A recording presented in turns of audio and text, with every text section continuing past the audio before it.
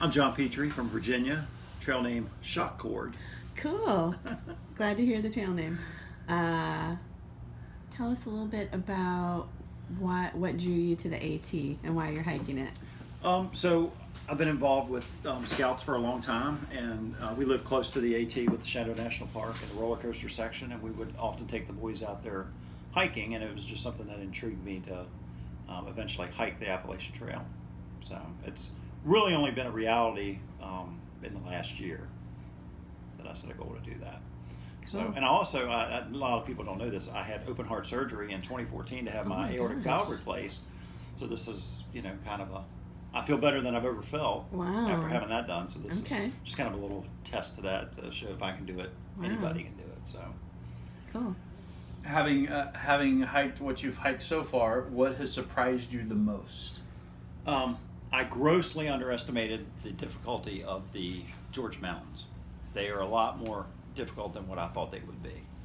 I don't equate Georgia with having big mountains, but that is false. But you made it to Georgia, so good job. There were some good climbs, and it feels good to be in North Carolina, heading toward the Smokies. Cool. So will you be growing the beard the whole time? I'm going to try. 2 weeks is as long as I've ever been without shaving. In the fire department, we have to be clean shaven every 24 hours. So the most I've ever been is 2 weeks, and today is 2 weeks and 2 days. So, and it doesn't bother me. It used to itch. So I tried to clean it up a little bit here last night and after a shower, but we'll see how it goes. What are you mostly looking forward to next? On the AT, you mean? On the AT. Okay. Yeah. Stopping at the various points coming up, like the NOC looks like a neat point of interest, Fontana, and then getting through the Smoky Mountains. My parents are actually planning to meet me at Newfound Gap, and then we might do a 0 day in Gatlinburg or something, so I'm pretty excited about that. Vlogging this journey on YouTube. The videos are running about a week behind, but my YouTube channel is just my name, John Petrie, John Petrie, and 22655. And if you probably just search for Appalachian Trail Through Hike 2020, it should show up in that too. So, okay. Thank you. This is a great place you have here. I've really enjoyed staying. We're happy to have you here. And you had the whole place to yourself last night. It was great. So that's nice. It was fantastic. No snores. No snores. Unless it was just you. No, I don't snore. I sleep on my side. So, yeah. It's good. Thanks for having me. Yeah. Appreciate it. All right. So today we have in our hostel Scott. trail name Scott. maybe Idaho. Maybe Idaho. We'll see. And I'm Taylor, the Nahamsha hiker. nice to meet you guys and have you here. So you want to start by just telling us a little bit about yourself and how you decided to hike the AT? I decided to hike the AT about 15 years ago, just something I wanted to do. And I finally retired and I had the opportunity, so I said, March 1st, I'm going to hike it. Did no preparation, did nothing to nothing. I'm just a guy who's literally putting one foot in front of the other. I think, What? what are they called? Trekking poles. Trekking poles. They're called walking sticks. That's it. And Taylor? Well, I live in Nahamsha, and I live Which near, is New Hampshire, for Yeah. those of you who don't know. and I love day hiking in the White Mountains, and I just got really fascinated by doing that, and then I found the Appalachian Trail on YouTube and watched a bunch of people hiking it and was thinking, that's something I can do, because I like a challenge, and it's a good time in my life to do it, because I'm not held back by anything. I'm not married, no kids, no crazy job that I'm tied to. Very cool. So you both have very interesting jobs and things you do. Explain what some of those are. So I am an orthopedic physician assistant, and in my spare time I'm a professional skydiver. There's pretty much not anything that I won't do. I base jump, I scuba dive, and I just kind of live life as best I can. That's it. And you make ukuleles. Oh, that's true. I make ukuleles as well. That's it. very cool. Yeah. And you play very well too. Ukulele and guitar. Yes, you do. Thank you. So, Scene. real quick, tell how you got to start making ukuleles. Yeah. One of my patients in Hawaii when I lived there was her husband made ukuleles, and he was this master craftsman. And I asked if he would teach me how to play them or make them. He couldn't play them; he was tone deaf. It was awesome, but he said yes, and he taught me how to make ukuleles. And the only requirement is that I pass it along and I teach someone else at some point in my life how to make them. So cool. So how many have you made, do you think? I'm up in the 20s. Wow. Yeah. And how long does it take you to make one? It takes about 2 weeks. It's a pretty slow process. You bend wood, you glue it together, you wait 24 hours for it to dry, and then you come back the next day, you work on it for 15 or 20 minutes, and you glue it together, and you wait for it to dry for 24 hours. And so there's a lot of waiting around. You just kind of build them all in stages, and they're just being built like that. And then when you put the strings on, you have to test them, I'm sure, for the sound. I test everyone for the sound, then I play a little song on Instagram, and I actually, somebody backed out of selling or buying one, and I still played it on Instagram, and like 4 minutes later, someone messaged me and bought it. So That's nice. awesome. Yeah. Very cool. Taylor, so what do you do in your real normal life? So normal life, I own a gift shop on Lake Winnipesaukee, and that's in New Hampshire. And I've been doing that for about 3 years, and kind of got it stable and set up enough and have enough employees that I was able to leave it long enough to do the hike. And then a couple months before the trail, I opened up a second gift shop to kind of help fund it. And that was up for 3 months, kind of like a pop-up. And then I broke that down the day before I went to Georgia.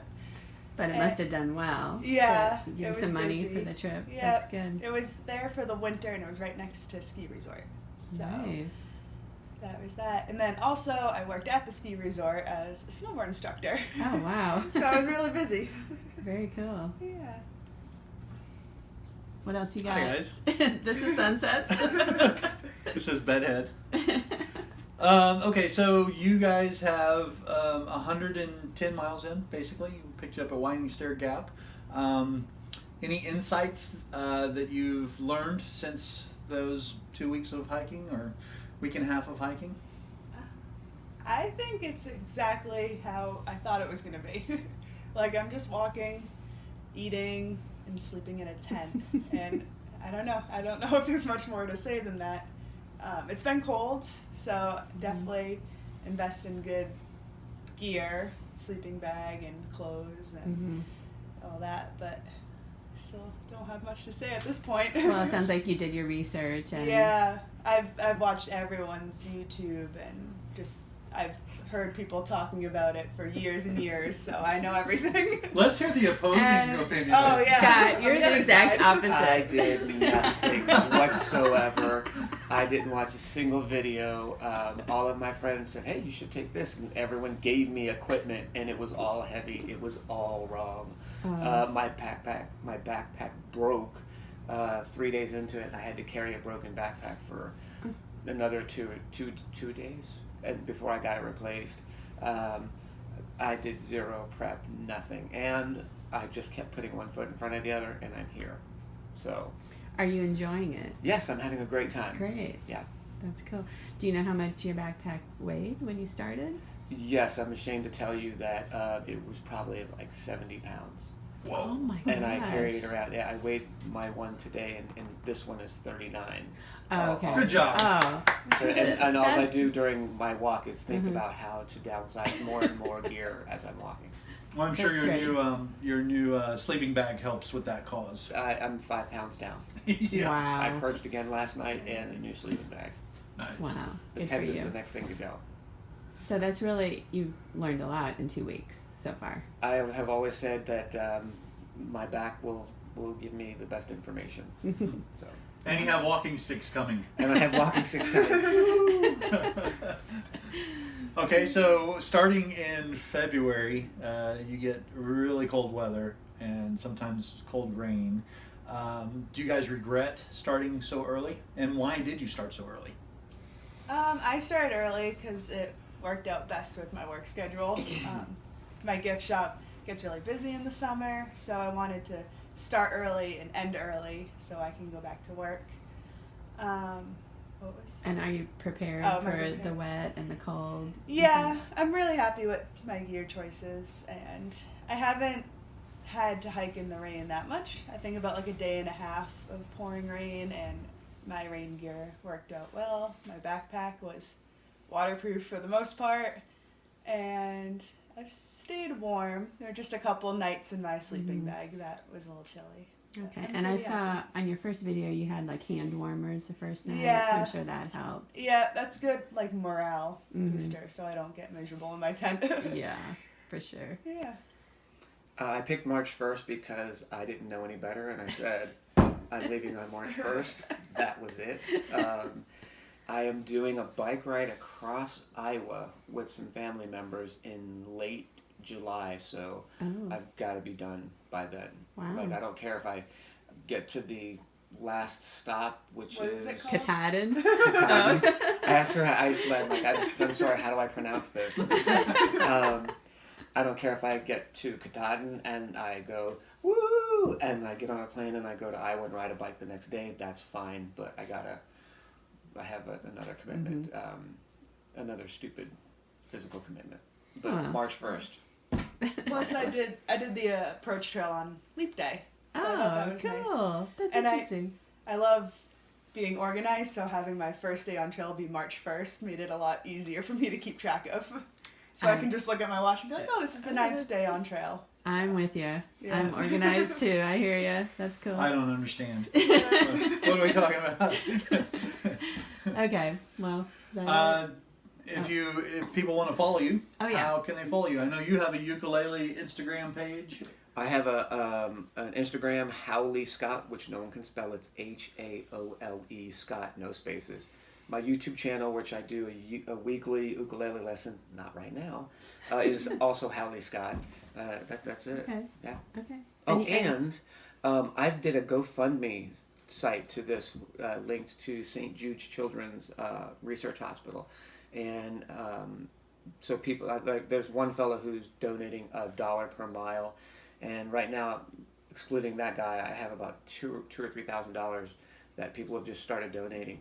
So and people can find that on they your... can find that on my in the bio on my Instagram account. Okay. Yeah. Cool. So like, no kid deserves cancer. I know some Right. adults who do, but no kid. And Taylor? I am vlogging my through hike on YouTube. It's Taylor the Nahamsha hiker. And I'll spell that. It's Nahamsha. So Nice. Taylor the Nahamsha hiker, and Instagram at nahamsha.hiker. Cool. So I'm using both those social medias to document everything. Awesome. Well, thank you guys for staying at Chica and Sunsets. It was a pleasure to have you both. Thank you. And happy trails. Thank you for kidnapping me.